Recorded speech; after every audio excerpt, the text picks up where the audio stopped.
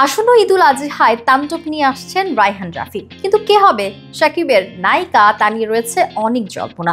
অবশেষে জানা গেল তাণ্ডবে শাকিব খানের বিপরীতে অভিনয় করছেন ছোট পর্দার অভিনেত্রী সাবিলা নূর।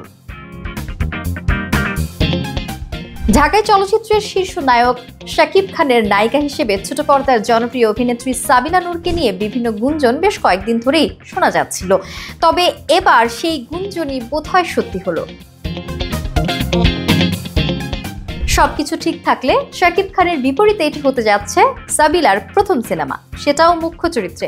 যদিও এ বিষয়ে এখনো পর্যন্ত অভিনেত্রীর পক্ষ থেকে আনুষ্ঠানিক কোনো বক্তব্য মেলেনি। শাকিব খানের বিপরীতে কাজ করার প্রসঙ্গে এক সাক্ষাৎকারে সাবিলা বলেছেন, কথা হচ্ছে, তবে বিস্তারিত কিছু এখনই বলতে চাই না।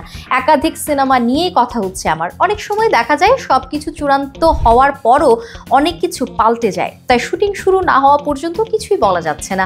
এর আগেও একবার একটি সিনেমা শুটিং পর্যন্ত গিয়েও মুহূর্তে ক্যান্সেল হয়ে যায়, তাই শুটিংয়ে যাওয়ার আগে এখন আর কিছুই বলতে চাই না।